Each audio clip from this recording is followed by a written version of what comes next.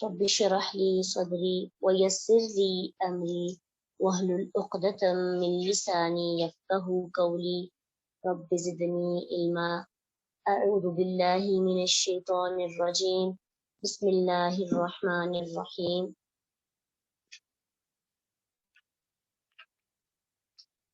خذ لے لیجئے من اموالہم ان کے مالوں میں سے من سے اموال مال ہم ان کے صدقتن صدقہ تطہرہم تطہر پاک کیجئے ہم انہیں طہرا یطہرو تطہیر باب تفعیل سے ہے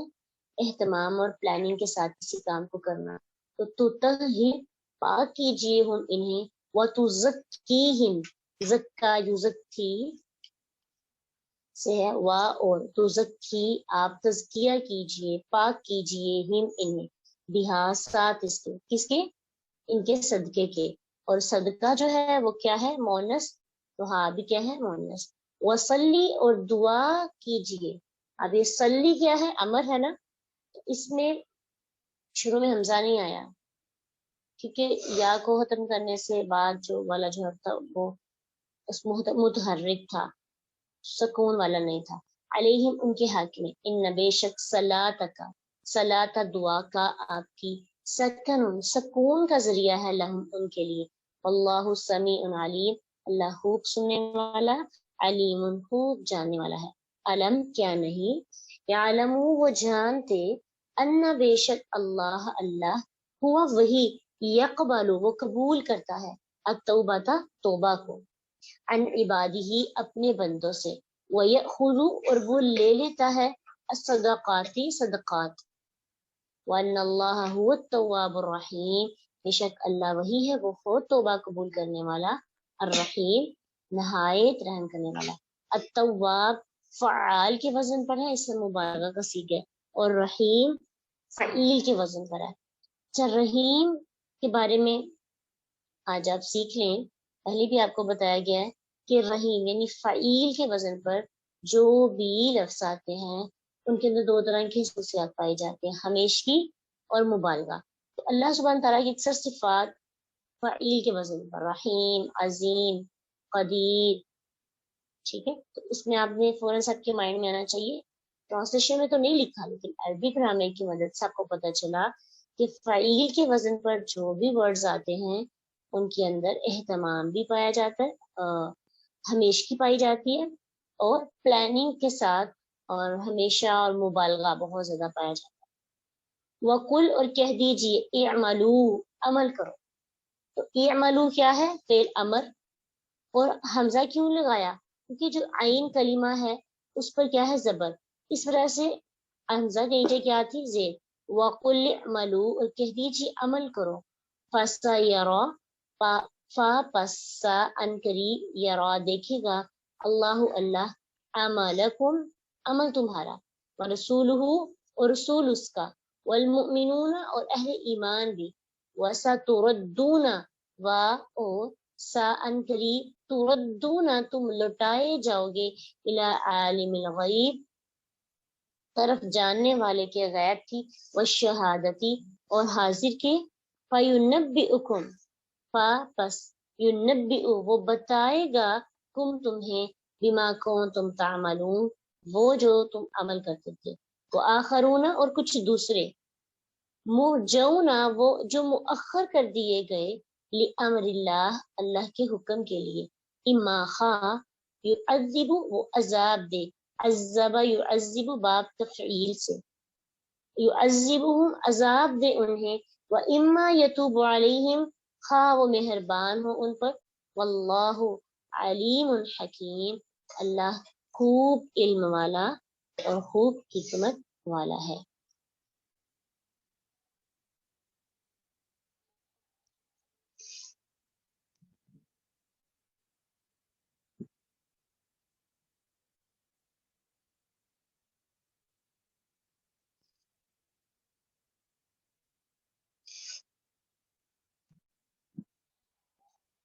خذ من اموالہم صدقۃ تطہرہم وتزکیہم بہا وصلی علیہم ان صلاتک سکن لہم واللہ سمیع علیم، ان کے مالوں سے صدقہ لے لیجئے اور ان کو پاک کیجئے اور ان کا تزکیہ کیجئے۔ ابن عباس رضی اللہ عنہما کی جو روایت پچھلی آیت کی تفسیر میں ذکر ہوا ہے کہ جب ان لوگوں نے، یہ کون سے لوگ تھے؟ بات چونکہ آج کل ہماری چل رہی ہے، غزوہ تبوک میں نہ جانے والے لوگ جو پیچھے رہ گئے تھے کسی عذر کی بنا پر اور بغیر کسی عذر کے، تو ان لوگوں کے بارے میں گفتگو ہو رہی ہے کہ کچھ لوگ تو بہانہ ایکسکیوزز انہوں نے پیش کیے، حالانکہ ان کے ایکسکیوزز ویلڈ نہیں تھے، اور کچھ لوگ جو تھے ان کے ایکسکیوزز ویلڈ تھے، ان کو تو معاف کر دیا گیا۔ کچھ ایکسکیوزز ویلڈ نہیں تھے، ان کی کچھ لوگوں کو سزا دی گئی، اور پھر ان میں سے جو کچھ لوگ ہیں ان کو معافی کیا گیا ان کی توبہ پر۔ تو اللہ کے نبی صلی اللہ علیہ وسلم کے دور میں، جیسے ابو لبابہ کی بات پچھلی آیت کے اندر ہم نے پڑھی کہ انہوں نے اپنا صدقہ دیا تو اللہ کے رسول نے ان کو قبول نہیں کیا، ایکسیپٹ نہیں کیا، لیکن جب پھر ان کی توبہ قبول ہو گئی تو پھر یہ اپنے مال لے کر اللہ کے نبی کی خدمت میں حاضر ہوئے اور کہا کہ ہمارا صدقہ قبول کیجئے اور ہمارے لیے معافی طلب کیجئے، ٹھیک ہے۔ لیکن جب آپ نے انکار کر دیا اور کہا مجھے اللہ نے حکم نہیں دیا، تو اس پر پھر یہ آیت نازل ہوئی، خذ من اموالہم صدقۃ تطہرہم، کہ اے نبی انہوں نے معافی مانگ لی ہے، انہوں نے توبہ کر لی ہے، تو گناہ کا اعتراف کرنے والے تمام لوگوں سے آپ صدقہ لے لیں، اور پھر کیا کریں؟ صدقہ لینے کے بعد ان کو پاک کیجئے، یعنی گناہوں کو دو ڈالتا ہے صدقہ۔ جب انسان صدقہ دیتا ہے تو اس کا تزکیہ ہوتا ہے، اس کے مال کا بھی تزکیہ ہوتا ہے اور اس کے اعمال کا بھی تزکیہ ہوتا ہے۔ تو صدقہ ہاں کسی بھی صورت میں مومن بندہ، مسلم بندہ لیڈر کو لا کے دیتا ہے، انبیاء میں سے بھی اور بعض خلفائے راشدین میں سے اور باقی بھی جو لیڈرز ہوتے ہیں، تو ان کو بجائے ان کے اعمال کو ٹٹولنے کے صدقہ ان کا ایکسیپٹ کرنا چاہیے۔ پھر زکوٰۃ اسلام کے بنیادی اراکین خمسہ میں شامل ہے، تو اس کو بھی صدقہ کہا جاتا ہے، ٹھیک ہے۔ تو بعض لوگوں نے اس آیت سے یہ بھی بات نکالنے کی کوشش کی کہ جو زکوٰۃ اور صدقہ کا کانسیپٹ ہے وہ اللہ کے نبی کی زندگی تک ہی محدود تھا، انہیں کو حق تھا کہ وہ لوگوں سے صدقہ لیں، آپ کے بعد ہی کسی کو حق نہیں۔ خذ من اموالہم یہ اللہ کے نبی کے لیے آیا، لیکن آپ کی وفات کے بعد جب ابوبکر صدیق کا دور آیا رضی اللہ عنہ، تو اس وقت جن لوگوں نے زکوٰۃ ادا کرنے سے انکار کیا تھا، ابوبکر صدیق رضی اللہ عنہ نے ان کے خلاف جہاد کیا، ایون کہ اتنی بات کہی کہ اگر کوئی بندہ رسول اللہ صلی اللہ علیہ وسلم کی زندگی کے اندر ایک اناج یعنی بکری کی پٹھوری، اور ایک روایت میں ہے کہ ایک رسی میں 1 سال کی زکوٰۃ روکے گا، تو جو وہ رسول اللہ صلی اللہ علیہ وسلم کی زندگی میں ادا کرتا تھا، تو میں ہر صورت اس کے نہ دینے کی وجہ سے اس کو جنگ کروں گا۔ تو زکوٰۃ اور صدقہ یعنی زکوٰۃ جو ہے فرض ہے، اس کا تو اہتمام ہمیں لازمی کرنا ہے، ٹھیک ہے، اس کو ہم اس کا انکار نہیں کر سکتے۔ اور دوسری وجہ جو عام صدقات ہوتے ہیں وہ بھی ہمیں کرتے رہنا چاہیے، اس کی بہت فضیلت ہے، اس کے ذریعے انسان کے مال کو اور اس کی نیت اور عمل کو طہارت اور پاکیزگی حاصل ہوتی ہے، مال بھی اس کا پاک ہوتا ہے اور اس کی نیت اور عمل بھی پاک ہوتا ہے۔ اب وہ سوچیں، مال انسان کی محبت کی نشانی، انسان بڑی محبت کرتا ہے مال سے اور اولاد سے، تو جب وہی مال جس سے اس کو بڑی محبت ہوتی ہے، انسان اپنی خواہش کو قربان کر کے اللہ کی رضا کے لیے اللہ کی راہ میں خرچ کرتا ہے، تو اس کے نفس کو ٹھیس پہنچتی ہے، اس کے نفس کے خلاف یہ کام ہوتا ہے۔ نفس چاہتا ہے کہ مال کو سنبھال کے رکھا جائے، لیکن اس کا ایمان کیا چاہتا ہے کہ اللہ کی راہ میں یہ مال لگایا جائے، اللہ کی راہ میں یہ مال دیا جائے۔ جب انسان اللہ کی رضا کے لیے اپنے نفس کے اگینسٹ جاتا ہے تو اسے تزکیہ ہوتا ہے۔ انسان کا تزکیہ ہمیشہ تب ہوتا ہے جب انسان اپنے نفس کے خلاف کوئی کام کرتا ہے۔ تو ان کاموں میں سے ایک کام یہ ہے کہ مال کی محبت کے باوجود اللہ کی راہ میں مال خرچ کرنا، صدقہ دیتے رہنا، اس سے انسان کو اپنے اندر کی پاکیزگی حاصل ہوتی ہے۔ یہ ایک سمجھیں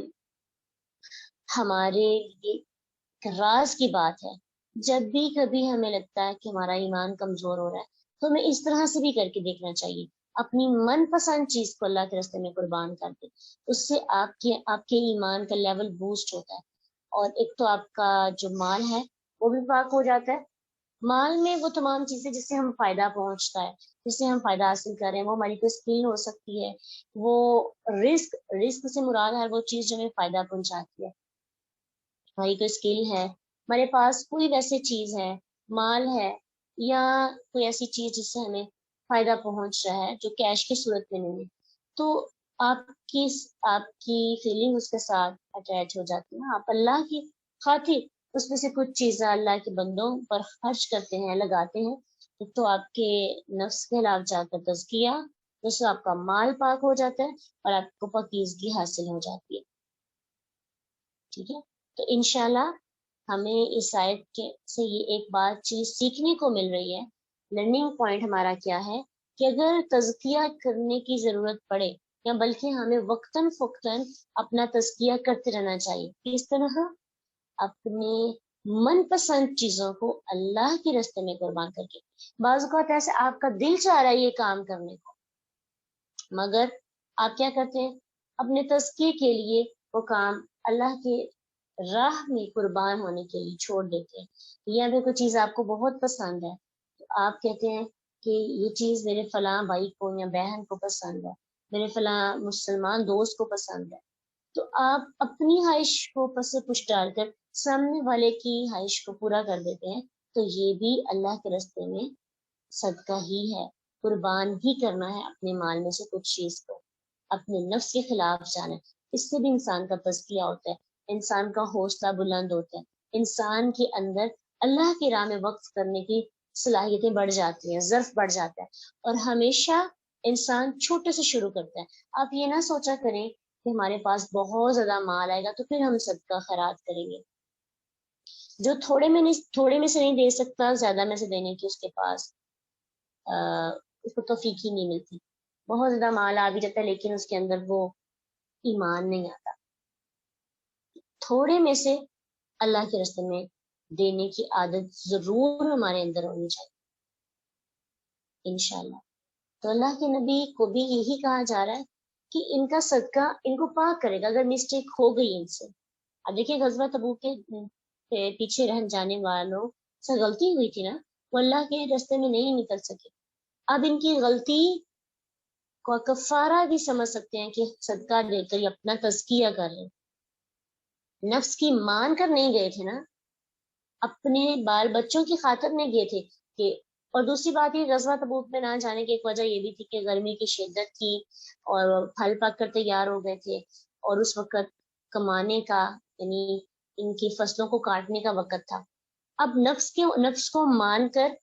کی مان کر غزوہ تبوک پہ نہ گئے، دنیا کے مال کی خاطر اب اسی دنیا کو اللہ کے راستے میں قربان کر رہے ہیں۔ کیوں؟ تاکہ تزکیہ ہو جائے۔ انسان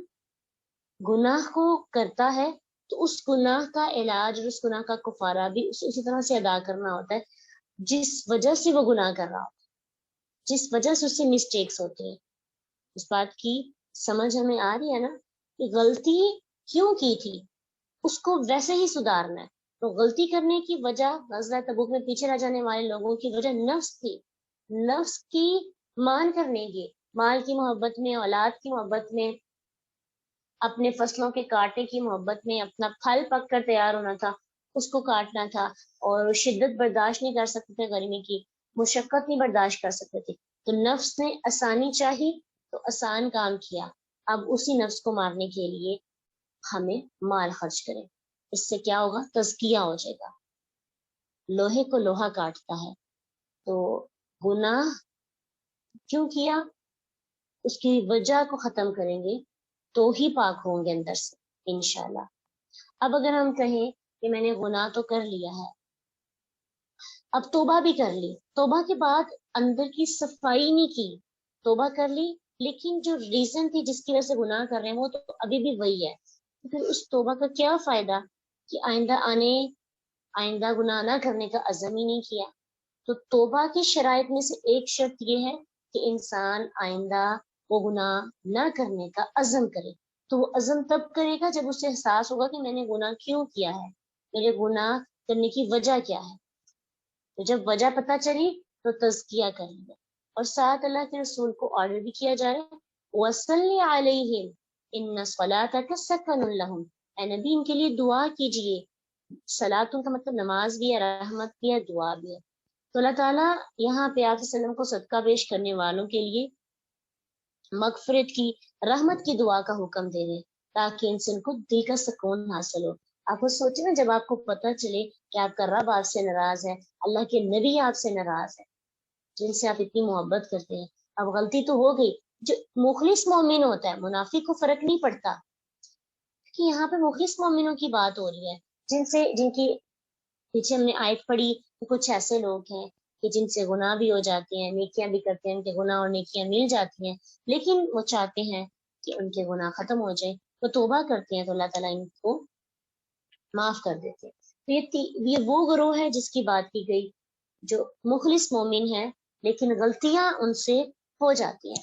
اس لیے پھر جب ان کو پتہ لگتا ہے کہ اللہ تعالیٰ ان سے ناراض ہے۔ آپ کو سوچیں، آپ کو پتہ ہو کہ اللہ آپ سے ناراض ہو گیا تو آپ کے دل کا سکون ختم ہو جاتا ہے، آپ کہتے ہیں اللہ مجھ سے، آپ خود بہت بے چین ہو جاتے ہیں، آپ کو پتہ ہی نہیں ہوتا کہ آپ کو کیوں بے چینی آئی ہے، لیکن جب آپ تھوڑا سا تدبر کرتے ہیں تو آپ کو احساس ہوتا ہے کہ یہ میرا گناہ ہے جو مجھے بے چین کیے ہوئے ہے، یہ مجھے سزا مل رہی ہے، جو میرے دل کی کیفیت اس طرح سے چینج ہو گئی ہے۔ پھر آپ کیا کرتے ہیں؟ توبہ کرتے ہیں، اللہ سے معافی طلب کرتے ہیں،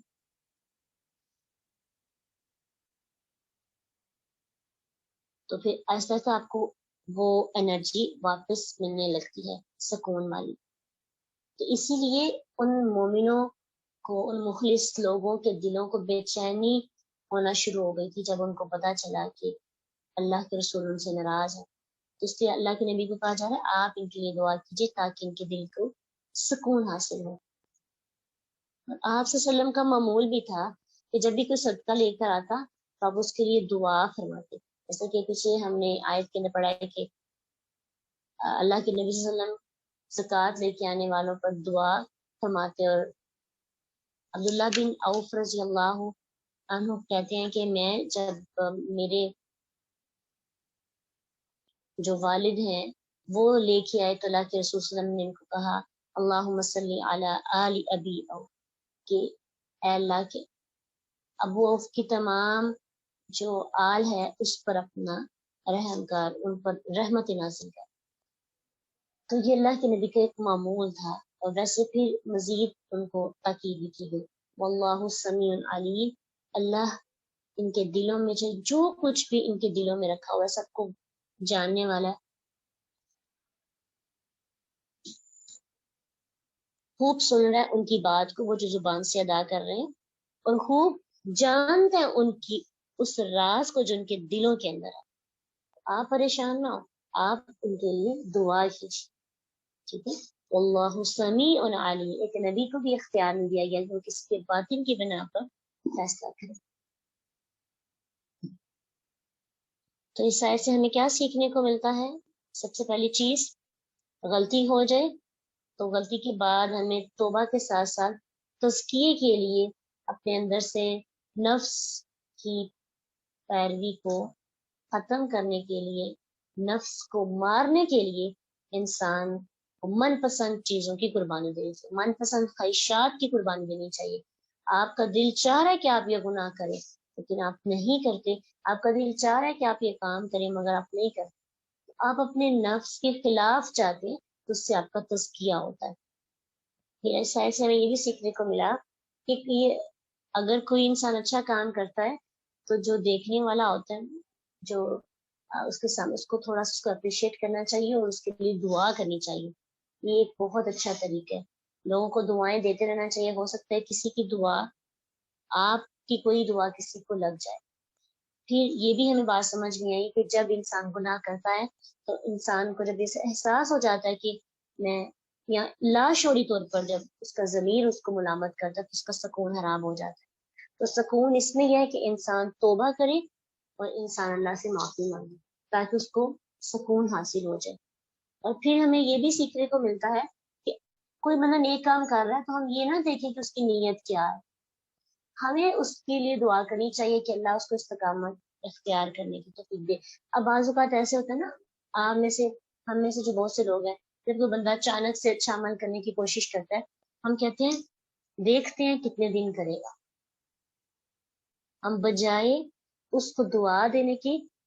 جج کرنے لگتے ہیں. دیکھ لیتے ہیں آج بس 4-5 دن تو اس نے نیکیاں کرنی، اس کو منہ پہ بھی کہہ دیتے ہیں. تو وہ جو اس کی انرجی ایمان بڑا تھا ہماری طرح سے ایمان کم ہو جاتا ہے. وہ سمجھتا ہے کہ شاید واقعی اس کے اندر یہ پاور نہیں ہے کہ وہ استقامت کے ساتھ نیکی کر سکے. جب بھی کوئی اچھا عمل کرتا ہے نا تو اس کو دعا دینی چاہیے اللہ تجھ پہ رحمت نازل کرے اور تمہیں اس عمل کے اندر استقامت عطا کرے. لوگوں کو ڈی موٹیویٹ نہیں کرنا چاہیے، ان کو موٹیویٹ کرنا چاہیے. اس سے انسان جو سامنے والا ہوتا ہے اس کی نیکیوں میں اضافہ ہو جاتا ہے. انشاءاللہ یہ بھی ایک طریقہ اپنانا ہے. اس سے ہمیں اللہ اور اس کے رسول کے انداز سے اپنی زندگی کے بہت سے اصول سیکھنے کو ہمیں مل رہے. پھر یہ بھی کہ جج نہیں کرنا سامنے والے کو، اس کی نیت کیسی بھی اگر کوئی نیکی کر رہا ہے، ہو سکتا ہے کہ وہ رات بھر اللہ کے سامنے روتا رہا ہو، وہ صبح اٹھ کر اس نے نیکیاں کرنا شروع کر دی. ہم اگلے بندے کو کہہ رہے ہیں کہ اس کو شوق چڑھا ہے، بس 4 دن اس نے نیک عمل کرنا. نہیں، کمزور ایمان والے جن کے ننے قدم ہوتے ہیں، فوٹ سٹیپس ہوتے ہیں ایمان کی طرف، ان کو تو اپریشیٹ کرنے کی ضرورت ہوتی ہے. تو ہماری چند الفاظ اور دعاؤں کی وجہ سے اگر بندہ نیکی کے اندر پختہ ہو جاتا ہے تو ہو سکتا ہے کہ ہماری اس میں کتنی بخشش ہو جائے، اللہ کو ہمارا یہ عمل کتنا پسند ہے. اس لیے لوگوں کے لیے آزمائش نہیں بنے، ان کی نیکی کی وجہ بنے. بالکل ایسی جب پھر نماز تھوڑی لمبی پڑھنا شروع کر دیتا ہے خشوع والی، کبھی کبھی دل چاہتا ہے نا کہ ایمان کا لیول بڑھ جاتا ہے اور دل چاہتا ہے کہ لمبی سی نماز اور خشوع اور لمبے سجدے، تو تبھی آزمائش آتی ہے پڑھنے والے کی بھی اور جو دیکھنے والا ہوتا ہے اس کی بھی. پڑھنے والے کی ہوتی ہے کہ اس نے اب سہنا ہے، اور دیکھنے والے یہ حاجن آ گیا، آج اس کی نمازیں لمبی، آج میں نے کوئی کام کیا نہ تھا، آج اس کی نمازیں جان بوجھ کر اب لمبی نمازیں کرے گی. اب دونوں ایک دوسرے کی، جو پڑھ رہا ہوتا ہے اس کی نیت خالص ہوتی ہے اور پھر اس کا ذہن الجھنا شروع ہو جاتا ہے. اس لیے ان کاموں سے ہمیں پرہیز کرنا چاہیے، ہمیں سامنے والے کو ڈی موٹیویٹ نہیں کرنا چاہیے. الم یعلم ان اللہ هو یقبل التوبہ، اللہ کہتے ہیں کیا نہیں وہ جانتے کہ بے شک اللہ ہی ہے توبہ کرنے والا قبول اپنے بندوں کی، اور وہی لیتا ہے صدقات، بے شک وہی توبہ قبول کرنے والا رحم کرنے والا ہے. تو اس آیت میں گنہگاروں کو توبہ اور صدقے پر ابھارا گیا ہے، کیونکہ دونوں چیزیں انسان کے گناہوں کو مٹاتی ہیں، توبہ بھی اور انسان کا صدقہ بھی. تو کیا پچھلی آیت اور یہ آیت دونوں آپس میں ملتی جلتی ہیں کہ گناہ بہت زیادہ ہو جائے تو توبہ کریں اور ساتھ ساتھ صدقہ خیرات بھی کرتے ہیں. اللہ تعالیٰ نے فرمایا کہ جو بھی توبہ کرے اور پھر نیک عمل کرے تو اللہ اس کی توبہ قبول کرتا ہے، بلکہ اس کے ساتھ اس کے گناہوں کو نیکیوں میں بدل دیتا ہے. اور پھر وہ صرف صدقہ قبول ہی نہیں کرتا جو صدقہ ہم دیتے ہیں نا، بلکہ اس کو بڑھاتا ہے. ابو ہریرہ رضی اللہ عنہ کی ایک حدیث ہے اس میں وہ فرماتے ہیں کہ اللہ کے نبی صلی اللہ علیہ وسلم نے فرمایا بے شک اللہ تعالیٰ صدقہ قبول کرتا ہے اور اسے اپنے دائیں ہاتھ سے لیتا ہے، پھر اسے تمہارے ایک کے لیے جس نے بھی دیا ہوتا ہے پالتا بڑھاتا ہے، جس طرح تمہارا کوئی بھی شخص اپنے گھوڑے کے بچھیڑے کو پالتا ہے، یہاں تک کہ ایک لقمہ احد پہاڑ کے برابر ہو جاتا ہے. احد پہاڑ کتنا بڑا پہاڑ ہے، تو آپ ایک لقمہ جو صدقہ دیتے ہیں یا گٹلی صدقہ دیتے ہیں، چند پیسے اللہ کی راہ میں صدقہ دیتے ہیں، اللہ اس کو پالتا رہتا ہے پالتا رہتا ہے حتیٰ کہ وہ احد پہاڑ کے برابر ہو جائے. یمحق اللہ الربا ویربی الصدقات، کہ اللہ سود کو مٹاتا ہے، سود سے مال کم ہوتا ہے اور صدقات سے مال کو بڑھاتا ہے. تو اس لیے صدقہ ایک تو ہمارے مال کو بڑھاتا ہے، دوسرا ہمارے ایمان کو بڑھاتا ہے، تیسرا ہمارا تزکیہ ہو جاتا ہے، چوتھا ہماری گناہ جڑتے ہیں، گناہوں میں کمی آتی ہے اور انسان اپنے نفس کے خلاف کام کر کے اپنے اندر مزید نیکی کرنے کے جذبے کو پیدا کرتا ہے. جتنا آپ صدقہ دیں گے آپ کا دنیا سے دل اتنا کم ہوتا چلا جائے گا. پیسہ جب انسان اللہ کی راہ میں خرچ کرتا ہے تو انسان کا دنیا سے دل دنیا کی رنگینیوں اور دنیا کے مزے جن میں کھو جاتا ہے اس سے واپس حقیقی دنیا میں بھی آتا جاتا ہے. اسے احساس ہوتا ہے کہ یہ دنیا کا مال یا دنیا کی کے لیے کچھ بھی کروں گی تو یہ میرے کام نہیں آئے گا. کام وہی آئے گا جو میں نے آگے کے لیے بھیجا ہے.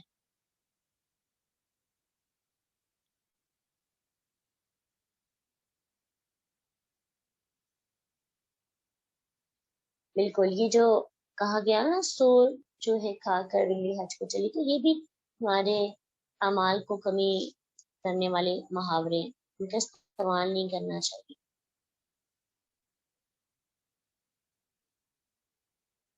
وَقُلْ اعْمَلُوا فَسَيَرَى اللَّهُ عَمَلَكُمْ وَرَسُولُهُ وَالْمُؤْمِنُونَ, اور کہہ دیجیے عمل کرو, مثلا قریب اللہ تمہارا عمل دیکھے گا, تمہارے رسول بھی تمہارا عمل دیکھیں گے اور اہل ایمان.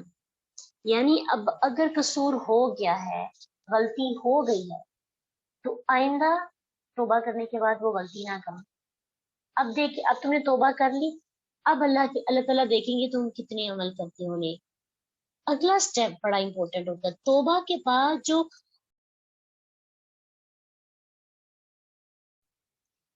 انسان توبہ کر لیتا ہے پکا پختہ عزم, اب اس عزم کے بعد اگلی جو آزمائش ہے وہ امپورٹنٹ ہے. انسان اب کیا کرے گا؟ صرف گناہوں پہ توبہ یہ نہیں ہے کہ آپ اللہ مجھے معاف کر دو جو میں نے پیچھے کیا, اور آئندہ کل سے پھر وہی کام کرنا شروع کر. نہیں, توبہ یہ ہے آئندہ نہ کرنا, عزم کر لینا کہ آئندہ میں نے نہیں کرنا, پوری کوشش کرنا کہ آئندہ وہ کام نہ ہو. اس کو کہتے پکی توبہ, پکی سچی توبہ. اللہ تو وہ توبہ قبول کرنے والا ہے, نہایت رحم کرنے والا ہے. لیکن آئندہ جب تم عمل کرو گے فَسَيَرَى اللَّهُ عَمَلَكُمْ, پھر اللہ تمہارے اعمال کو دیکھے گا. اللہ تو پہلے ہی گزشتہ موجودہ اور آئندہ کے تمام احوال سے پوری طرح خبر ہے. لیکن تم عمل کرو اور تمہارے عمل کو وجود میں آتا ہوا اللہ بھی دیکھے گا, اور اس کا رسول بھی دیکھے گا, اور اس کے زمانے کے جو اس زمانے کے مومن لوگ ہیں وہ بھی دیکھیں گے. بعد میں آنے والے جو اللہ کے رسول بھی اور ان کے زمانے کے مومن, اور بعد میں آنے والے خلفاء اہل ایمان بھی. اچھا یہاں پہ اس لیے ذکر کیا گیا کیونکہ انسان کوئی بھی اچھا یا برا کام کرتا ہے نا تو اسی طرح کی شہرت ہر طرف پھیل جاتی ہے. خصوصاً جو مومن بندے ہیں اس سے بے خبر نہیں رہتے. مومن بندے کو پتہ چل جاتا ہے کہ سامنے والا بندہ توبہ کرنے کے بعد اچھے کام کر رہے ہیں یا برے کام کر رہے ہیں, کیونکہ اللہ تعالیٰ نے ان کو ایک دور اندیشی اور انسان کو جج کرنے کی تو نہیں لیکن انسان کی پہچان کرنے کی صلاحیت دے دیتی ہے. اور ایسے لوگوں کو مومن بندوں کو اس لیے دی ہوتی کیونکہ وہ ججمنٹل نہیں ہوتے. وہ لوگوں کو سپیس دیتے ہیں, وہ لوگوں کو جینے دیتے ہیں, وہ لوگوں کو معاف کرنا جانتے ہیں, وہ کچھ جو خواہش ہوتی ہے اس کے مطابق میں زندگی گزارتے. وہ انتظار کرتے ہیں کہ سامنے والا توبہ کرنے کے بعد اچھے عمل کر سکتا ہے. تو اسی لیے اللہ تعالیٰ کے نبی صلی اللہ علیہ وسلم نے فرمایا کہ انتم شہداء اللہ فی الارض, تم زمین میں اللہ کے گواہ ہو. یہ الفاظ آپ وسلم نے ایک جنازے کے گزرنے پر لوگوں کی اچھی تعریف اور دوسرے کے گزرنے پر لوگوں کے اس کی بری تعریف کرنے پر ارشاد فرمایا. یعنی پہلے کے لیے جنت کی بشارت تھی, دوسرے کے لیے آگ کی. ایک اور روایت میں ہے کہ المؤمنون شہداء اللہ فی الارض, مومن زمین میں اللہ کے گواہ ہیں. تو مومن بندوں کو بھی اندازہ ہو جاتا ہے کہ کون سا کام کون سا بندہ کیسے کر رہا ہے. تو دراصل یہ احساس دلایا جا رہا ہے کہ توبہ تو تم نے کر لی, اب آئندہ نیک عمل کرنے ہیں. اس وقت تو چونکہ توبہ سب کے سامنے کی گئی تھی نا, اس لیے مومن بندوں کا بھی ساتھ ذکر آیا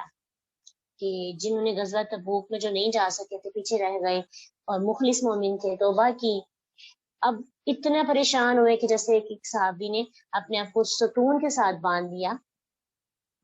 اور اس سے پتہ چلتا ہے کہ وہ واقعی توبہ کرنا چاہتے تھے اور انہوں نے واقعی اللہ سے معافی مانگی اور آئندہ نہ کرنے کا عزم کیا. ایسا گناہ. تو اب اللہ کہہ رہے ہیں کہ ٹھیک ہے توبہ تمہاری قبول کر رہی ہے, اب دیکھتے ہیں کہ تم نے سب کے سامنے جو توبہ کی ہے, ٹھیک ہے, تو اللہ دیکھے گا تمہارا عمل, اب تم کیا کرتے ہو. اللہ کے نبی بھی دیکھ لیں گے اور اہل ایمان والے جو تمہارے ساتھ رہنے والے ان کو بھی نظر آ جائے گا. وَسَتُرَدُّونَ إِلَىٰ عَالِمِ الْغَيْبِ, پھر ان قریب تم کو لٹایا جائے گا اس ذات کی طرف جو شہادت حاضر ہے, غیب کا علم رکھتی ہے, حاضر کا علم رکھتی ہے. پھر وہ تمہیں بتائے گی کہ تم نے جو عمل کیے تم کون کون سے عمل کرتے تھے. یعنی اگر بالفرض لوگوں کو تمہاری حقیقت کی خبر نہ ہو سکے, اللہ کے نبی کو نہ پتہ چل سکے, اور مومن بندوں کو تمہاری بارے میں علم نہ بھی ہو سکے, تو آخرکار تمہیں واپس تو اللہ کے پاس جانا ہے. وہاں پہ کچھ مخفی نہیں ہے, وہاں پہ کچھ چھپا ہوا نہیں ہے, سب کچھ جانتے ہیں اللہ تمہارے بارے میں, اس کو ہر چیز کا علم ہے. فَيُنَبِّئُكُم بِمَا كُنتُمْ تَعْمَلُونَ, پھر وہ بتائے گا تمہیں جو تم عمل کرتے تھے. انسان خوش ہوتا ہے نا, بعض اوقات انسان توبہ کرنے کے بعد, دوبارہ سے برا عمل کرنے کے بعد بڑا خوش ہوتا ہے کہ لوگوں کو تو پتہ چل گیا میں نے توبہ کر لی ہے, لیکن اندر سے تمہیں وہی, جیسے آپ کا گناہ سر عام ہوتا ہے, مثلا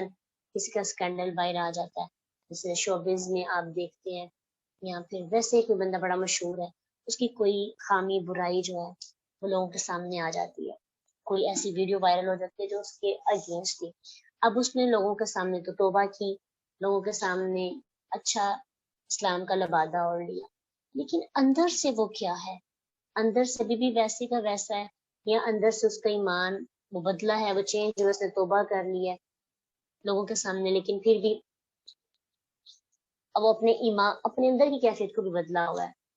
یہ تو اللہ جانتے ہیں, یہ انسان جج نہیں کر سکتے. اکثر ایسا ہوتا ہے نا کہ جب ایسے اسکینڈل کو باہر آتا ہے, یا کوئی وائرل ویڈیو رہتی ہے کسی کے بارے میں, وہ بندہ اپنا روح چینج کر لیتا ہے, لیکن اس کا دل چینج ہوا ہے کہ نہیں. اس نے لوگوں کے خوف کی وجہ سے, اپنی بدنامی کی وجہ سے اپنے آپ کو بدلا ہے, یا اللہ سے ڈرتے ہوئے توبہ کی ہے اور اپنے دل کو بدلنے کی کوشش کی ہے. تو فَيُنَبِّئُكُم بِمَا كُنتُمْ تَعْمَلُونَ, لوگوں سے اگر اپنے دل کو تم بچا بھی پائے, لوگ تمہارے دل تک نہ پہنچ گئے, لیکن اللہ کو تمہارا علم ہے کہ تم نے کس لیے یہ کام لیا, کیوں یہ سٹیپ اٹھایا.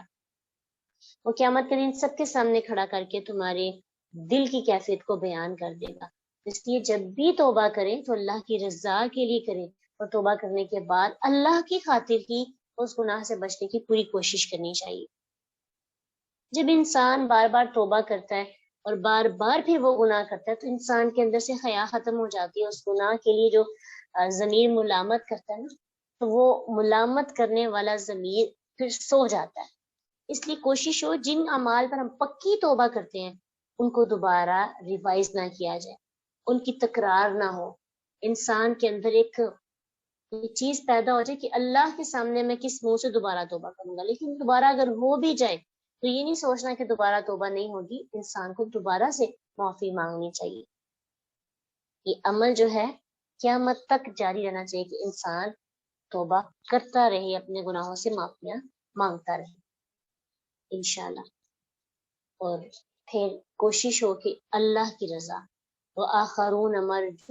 مُرْجَوْنَ لِأَمْرِ اللَّهِ, کچھ دوسرے ایسے ہیں جو مؤخر رکھے گئے ہیں حکم کے لیے اللہ کے, چاہے تو اللہ ان کو عذاب دے, چاہے تو اللہ ان کی توبہ قبول کر دے. اب غزوہ تبوک میں پیچھے رہ جانے والے لوگ جو تھے نا, وہ 3 طرح کے تھے.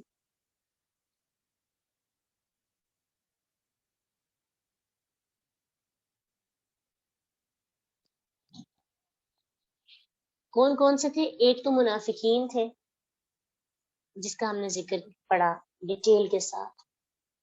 اہل جو مدینہ کے منافقین بھی, اور بدوی منافقین جو دیہاتی منافقین تھے, ان کے بارے میں بھی تفصیلی پڑھا, جو غزوہ تبوک میں اللہ کے رسول کے ساتھ نہ جا سکے. دوسرے وہ لوگ تھے جو ابو لبابہ رضی اللہ عنہ اور ان کے ساتھی تھے, اور وہ مسلمان ہونے کے باوجود غزوہ تبوک میں نہ جا سکے. تو جنہوں نے اپنے آپ کو باندھ بھی لیا تھا مسجد کے ستون کے ساتھ. اور جو تیسرے ہیں جو تیسرے ہیں ان کا ذکر اب ہو رہا ہے، کعب بن مالک رضی اللہ عنہ اور ان کے دو ساتھی مرارہ بن ربیع اور حلال بن امیہ رضی اللہ عنہما، جنہوں نے اللہ کے نبی کے سامنے کوئی جھوٹا عذر بنا کر پیش نہیں کیا تھا، لیکن اللہ نے ان کی توبہ بھی جلدی قبول نہیں کی، ان کے معاملے کو مؤخر کر دیا، ان کی توبہ اتنی جلدی قبول نہیں ہوئی تھی، ان کو کافی دیر تک جو ہے اللہ سبحانہ تعالیٰ کی ناراضی برداشت کرنی پڑی۔ تو اب یہ ان کا ذکر کیا جا رہا ہے، وہ آخرون اور دوسرے، یہ وہ کون سے لوگ ہیں جن کے بارے میں اللہ نے تاخیر کی، اللہ چاہے تو ان کو معاف کرے، چاہے تو ان کی توبہ قبول کرے، یہ حکمت ہی اس کے پاس ہے، کوئی اسے پوچھ نہیں سکتا کہ کیوں باقیوں کو معاف کر دیا جلدی اور ان کو کیوں نہیں کیا، یہ اللہ کو پتہ ہے کہ کس کو کس وقت کیا دینا ہے کیا نہیں دینا، ہم نہیں دیکھ سکتے ہیں، جج نہیں کر سکتے ہم کہ اللہ تعالیٰ کے معاملات میں ہم انٹرفیئر نہیں کر سکتے، ہم وقت کی بندش نہیں لگا سکتے، اللہ کی حکمتوں میں ہم بول نہیں سکتے، اگر وہ کسی کام میں تاخیر کر رہا ہے تو وہ اس کی حکمت جانتا ہے۔ اب اکثر ایسے ہوتا ہے نا، ہم سوچتے ہیں کہ اللہ میں نے بھی کوشش کی، سامنے والے نے بھی کی، اس کی کوشش کا پھل تو اس کو فوراً مل گیا، اس کی دعا تو فوراً قبول ہو گئی، میری دعائیں نہیں قبول ہوتی، میری ایفرٹس ہی کامیاب نہیں ہوتی، میں نے تو کوشش ہی نہیں کرنی، میں نے تو دعائیں نہیں کرنی، میں نے تو توبہ ہی نہیں کرنی، مجھے کون سا سکون ملنا ہے، میری زندگی تو بڑی مشکل بن گئی۔ ہو سکتا ہے آپ کی مشکلات آپ کے لیے حکمت سے بھری ہوں، پر سامنے والے کی آسانیاں اس کے لیے حکمت سے بھری ہوں۔ ویسے بھی ہم جب دیکھ رہے ہوتے ہیں نا سامنے والے کو، سمجھتے ہیں کہ یہ بندہ بڑی آسان زندگی گزار رہا ہے، تو ہمیں لگ رہا ہوتا ہے، ہو سکتا ہے ہمیں آسان لگتی ہے اور اس کے لیے وہ مشکل والی ہے۔ اس لیے انسان کو اللہ کی تخیر میں بھی حکمت تلاش کرنی چاہیے۔ بہت سے ایسے لوگ ہیں جن کے کام بڑے مؤخر ہوئے ہوں گے، یہاں پہ تو توبہ کی بات ہو رہی ہے نا، اس وقت چونکہ اللہ کے رسول تھے بتانے والے کہ تمہاری توبہ قبول ہوئی کہ نہیں ہوئی، اس لیے ان کو پتہ چل گیا کہ ابھی تک اللہ تعالیٰ نے معاف نہیں کیا اور اللہ راضی نہیں ہوا، اللہ نے ان کے بارے میں بھی فیصلہ نہیں کیا کہ ان کو سزا ملے گی یا ان کو توبہ دی جائے گی، توبہ ان کی قبول کی جائے گی۔ لیکن آج اگر ہمیں کوئی بھی کام ہمارا تاخیر ہو جاتی ہے، اب دعا کرتے ہیں لیکن اس کام میں تاخیر سے تاخیر ہوتی جا رہی ہے، آزمائش بڑھتی جا رہی ہے اور لیٹ ہوتے جا رہے ہیں سارے کام، آپ چاہ رہے ہیں جلدی ہو، آنکھ پلک ٹپکنے سے پہلے سارے کام ختم ہو جائے، لیکن اللہ کے اس میں پتہ نہیں کیا حکمتیں چھپی ہوئی ہیں، اس سے اللہ کی حکمتیں ڈھونڈنی چاہیے کہ اللہ آپ کے لیٹ ہونے میں، اگر آپ کسی کی توبہ کو تاخیر سے ایکسپٹ کرتے ہیں تو بھی آپ کی حکمت ہے اس میں۔ آج اگر میرے کام سارے رکے ہوئے ہیں، کام نہیں ہو پا رہے، تو اللہ اس میں بھی تو کوئی حکمت ہے، تو مجھے وہ حکمت مجھ پہ واضح کر دے اور مجھے سکون اور اطمینانی کیفیت عطا کر دے۔ بالکل اللہ سے ضد نہیں لگانی چاہیے کہ ابھی یہی چاہیے، بلکہ مانگنا چاہیے کہ اللہ ہمارے ہاتھ میں جب یہ چیز بہتر ہو، جیسے بہتر ہو، جو میتھڈ بہتر ہو، تو اس وقت ہمیں یہ عطا کر دے۔ بس اتنی دعا ضرور کریں کہ اللہ آزمائشوں پہ پورا اترنے والا اور رستوں کو آسان کر دے کہ ہم پورا اتر سکے، ہمارا ایمان نہ ضائع ہو، ہمارا اخلاق نہ بگڑے، ہماری ایمانی کیفیت خراب نہ ہو، ہماری روحانی کیفیت خراب ہو۔ بعض اوقات ایسا ہوتا ہے انسان انتظار کر کر کے انسان اللہ سے دور ہو جاتا ہے، انسان مایوس ہو جاتا ہے اور اللہ کے قریب نہیں جاتا اور اللہ سے دعائیں نہیں مانگتا، تو اللہ سے بس یہ دعا کرنی چاہیے اللہ تیری آزمائش کو برداشت کر لیں گے، مگر اپنے سے تعلق جو ہے وہ مضبوط کر لے، تعلق کو کمزور نہ ہونے دینا۔ جب انسان کا اللہ سے تعلق جو ہے وہ باؤنڈنگ اچھی ہو جاتی ہے تو پھر توکل بڑھ جاتا ہے۔ ہم پریشان بھی اس وجہ سے ہوتے ہیں، توکل کی کمی ہے، بھروسہ نہیں اللہ پہ کر پاتے، یعنی اپنے دوست پہ تو یقین کر لیتے ہیں لیکن اللہ پہ یقین نہیں کرتے۔ اگر کوئی ہمیں کہے نا مجھ پہ بھروسہ کرو، انشاءاللہ تمہارے ساتھ کچھ نہیں ہوگا، میں تمہیں پورا سپورٹ کروں گا، تو ہمیں تھوڑا بہت یقین آنے لگتا ہے، تھوڑی حوصلہ مل جاتا ہے۔ لفظوں کی پجاری ہے نا، ہم لفظ چاہتے ہیں کہ ہمیں کوئی واقعی لفظوں سے تسلی دے، اور اللہ نے آج سے 1400 سال پہلے ہمیں تسلی دے دی کہ جو بندہ مجھ پہ بھروسہ کرے گا، میں جو مجھ پہ جو گمان رکھے گا میں اس کے گمان کے مطابق عطا کروں گا۔ تو پھر اگر اللہ سے اچھے کے گمان رکھیں گے تو اللہ اچھا عطا کریں گے، اگر اللہ سے برے کا گمان رکھیں گے کہ رستے بند ہو گئے، آپ کوئی امید کی روشنی نہیں ہے، اب تو کچھ بھی نہیں مل جائے گا، اب تو ساری چیزیں بلاک ہو گئی ہیں، کچھ ہو ہی نہیں سکتا، پھر اس وقت کیا ہوتا ہے، انسان کا جیسا گمان ہوتا ہے ویسا ہی پھر اسے عطا کیا جاتا ہے۔ اللہ سے بچے کی طرح مانگنا چاہیے، بالکل بالکل بچے کی طرح مانگنا چاہیے، اللہ سے کہنا چاہیے اللہ آپ ہی تو ہیں مجھے دینے والے۔ اچھا ماما سے کوئی چیز لینی ہو نا تو پہلے ماما کی تھوڑی بہت ہم تعریف کرتے ہیں، کسی سے بھی کوئی چیز لینی ہو ہم کیا کرتے ہیں، تعریف کرتے ہیں، آپ نے مجھے تب یہ چیز دی تھی، مجھے بڑی خوشی ہوئی تھی، مجھے آپ کی محبت کا احساس ہے، آپ مجھ سے بڑا پیار کرتی ہیں نا، تو مجھے یہ بھی دلا دے۔ تو ایسے ہی اللہ سے بات کرنی ہے، اللہ یہ نہیں کہنا اللہ آپ نے مجھے یہ بھی نہیں دیا، اللہ کبھی آپ نے میری سنی نہیں، اللہ سے شکوہ نہیں کریں، اللہ سے بات ایسی کریں جیسے اللہ آپ کا دوست ہے۔ آپ نے کسی سے چیز لینی ہو، مثلا اگر آپ نے مجھ سے ہی کوئی سوال پوچھنا ہو یا مجھ سے کوئی ٹائم لینا ہو یا بات کرنی ہو، تو اکثر ایسا ہوتا ہے کہ پہلے آپ کا انداز بڑا خوبصورت ہوتا ہے کہ آپ نے پہلے بھی میرے کوشچنس کو کور کرنے کی کوشش کی، مجھے سمجھایا، اور اسے یہ کیا ہوتا ہے کہ سامنے والے کو احساس ہوتا ہے کہ اس بندے کو وہ ساری باتیں یاد ہے جس کے ساتھ میں نے وقت گزارا یا اس کو وقت دیا۔ تو اللہ سبحانہ تعالیٰ کو ضرورت نہیں ہے ان باتوں کی، مگر ہمیں ضرورت ہے کہ ہم اس کے ساتھ ایسا تعلق بنائیں عاجزی والا کہ اللہ آپ نے مجھے آنکھ دی، مجھے کان دیے، اللہ آپ نے میری زندگی میں اتنی آسانیاں پیدا کی، میں نے تو سوچا بھی نہیں تھا کہ یہ چیزیں مجھے مل سکتی ہیں، اللہ آپ نے اتنی زیادہ چیزیں مجھے عطا کر دی، اب میری اس مسئلے کو بھی حل کر دے، میرے یہ تاخیر والے معاملات کو بھی ٹھیک کر دے اور مجھے خود پہ راضی کر لے۔ ٹھیک ہے، بچے کی طرح رو رو کر اللہ سے دعا مانگنی چاہیے کہ اللہ جو میرے ہاتھ میں بہتر ہے مجھے اس بہتر پہ راضی کر دے، جو میرے لیے بہتر نہیں ہے اور میرے دل کا حصہ بنا ہوا ہے اللہ اسے میرے دل سے نکال دے۔ یہ بڑی زبردست دعا ہے کہ آپ کا دل چاہ رہا ہے کہ کام ایسا ہو مگر وہ کام آپ کے حق میں بہتر نہیں ہے، تو اللہ سے دعا کرنی چاہیے اللہ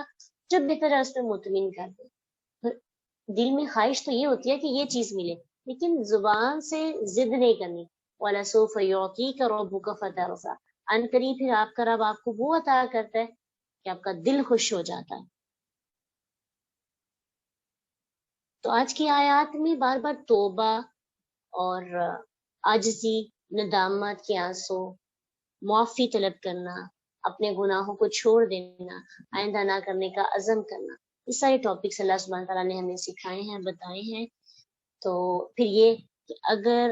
معافی مانگی ہے، سکون پھر بھی نہیں مل رہا توبہ کرنے کے بعد بھی، تو انتظار کریں، عمل کریں، کرتے جائیں، ہو سکتا ہے کہ ایک دن ایسا ہو کہ آپ کا کوئی اچھا عمل اللہ کو اتنا پسند آئے کہ اللہ آپ کے عرصہ بڑھ کے جو گناہ اکٹھے کیے ہیں ان سب پر کہہ دے کہ اللہ جا بندے تجھے معاف کیا ہے تجھ سے اس کا احتساب نہیں کیا جائے گا۔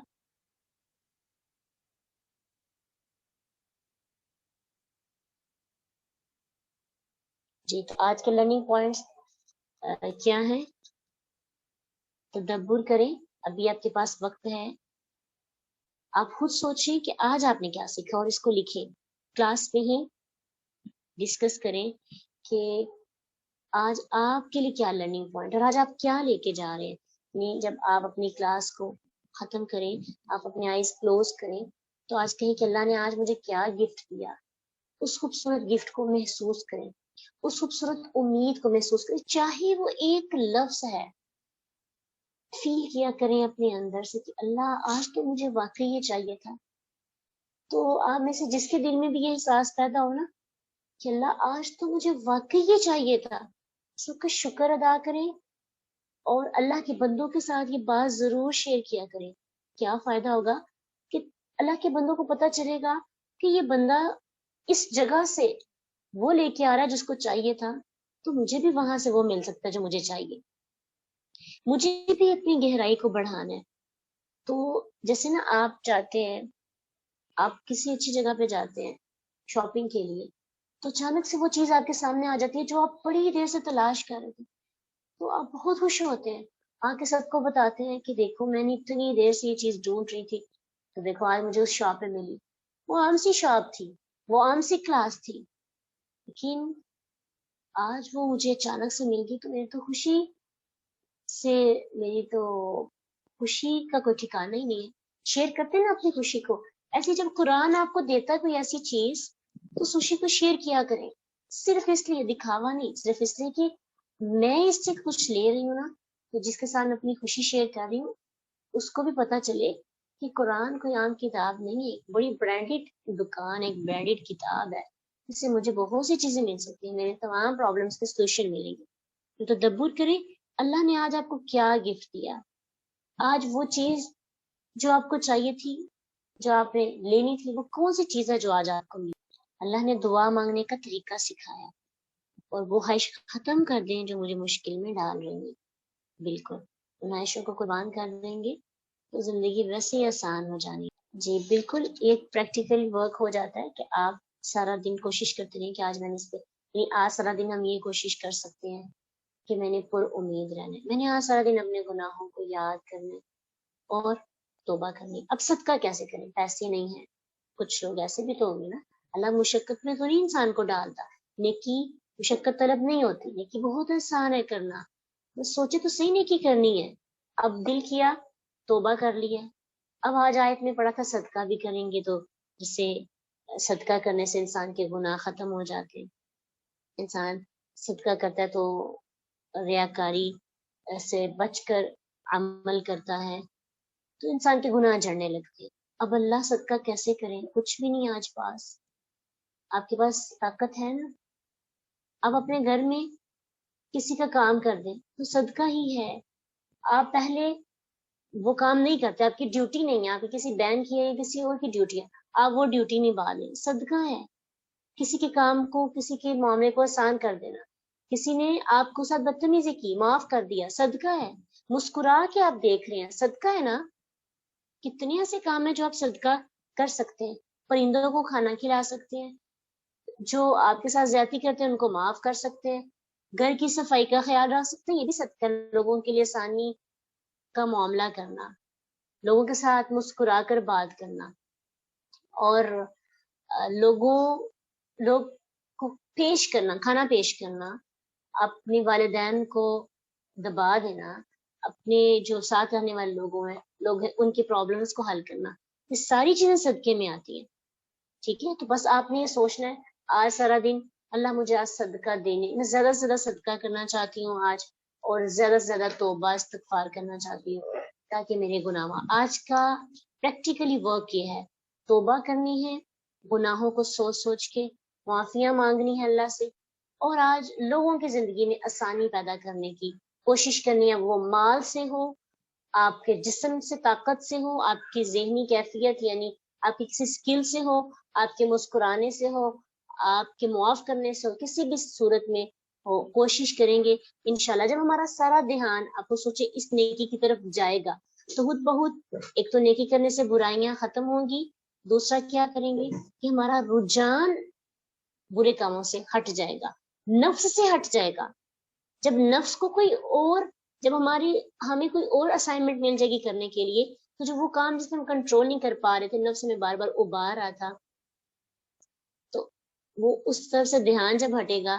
تو انسان خود سکون میں آ جائے گا۔ آپ کو سوچیں نفس بھی انسان کا گلا دباتا رہتا ہے، بہت سی بری بری سوچیں ہمارے مائنڈ میں آتی ہیں، کبھی کوئی سوچ کبھی کوئی سوچ، ان سب سوچوں سے تب بچا جا سکتا ہے جب رجحان چینج ہو جاتا ہے، جب نیکیوں میں سبقت لے جانے والی کیفیت ہمارے پاس آ جاتی۔ تو اللہ ہمیں، ہمارا آج کا دن تو بہت خوبصورت گزارے، انشاءاللہ کل ہم کلاس میں ایک دوسرے سے شیئر کریں گے کہ آج ہم نے کیا کیا، کتنی مشکلیں پیش آئیں،